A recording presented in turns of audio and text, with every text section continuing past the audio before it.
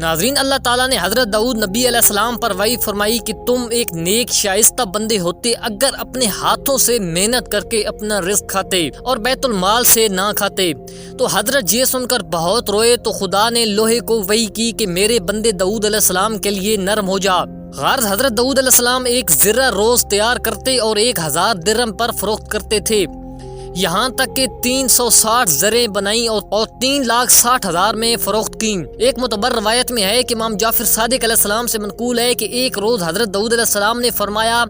کہ آج خدا کی ایسی عبادت کروں گا اور زبور کی اس طرح تلاوت کروں گا کہ ایسی کبھی نہ کی ہوگی۔ پھر اپنے محراب عبادت میں تشریف لے گئے اور بندگی کی جو شرط تھی بجا لائے۔ جب نماز سے فارغ ہوئے تو ایک مینڈک وہیں ظاہر ہوا اور بحکم خدا بولا کہ اے داؤد علیہ السلام، کیا تمہیں یہ عبادت و قرات جو تم نے آج کی ہے پسند آئی؟ تو حضرت علیہ السلام نے فرمایا جی ہاں۔ مینڈک نے کہا تم کو اس عبادت و قرات پر خوش نہ ہونا چاہیے، اس لیے کہ میں ہر شب خدا کی 1000 تسبیح کرتا ہوں، جن میں ہر ایک سے 3000 تسبیحیں مجھ پر شاخ کی طرح پھیلتی اور پیدا ہوتی ہیں،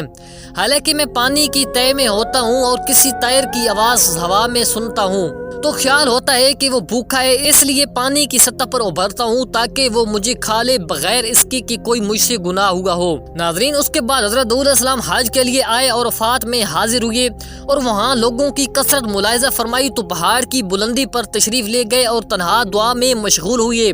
جب مناسک حج سے فارغ ہوئے تو جبرائیل علیہ السلام ان کے پاس آئے اور کہا کہ تمہارا پروردگار فرماتا ہے کہ تم پہاڑ پر کیوں گئے تھے؟ کیا تم نے سمجھا تھا کہ تمہاری آواز دوسروں کی آوازوں کی وجہ سے مجھ سے پوشیدہ رہ جاتی؟ پھر حضرت جبرائیل علیہ السلام نے داؤد علیہ السلام کو جدہ کی جانب لے گئے اور وہاں سے ان کو دریا کی تہہ میں پہنچایا اور 40 روز تک لے گئے جیسے کہ میدانوں میں چلتے ہیں، یہاں تک کہ ایک پتھر تک پہنچے اور اس کو شگافتہ کیا، اس میں ایک کیڑا نظر آیا۔ تو حضرت جبرائیل علیہ السلام نے کہا کہ تمہارا پروردگار فرماتا ہے کہ میں دریا کی گہرائی میں اس پتھر کے اندر اس کیڑے کی آواز سنتا ہوں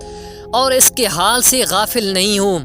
اور تم نے یہ گمان کیا کہ میں تمہاری آواز دوسروں کی آواز کے مل جانے سے نہ سن سکتا۔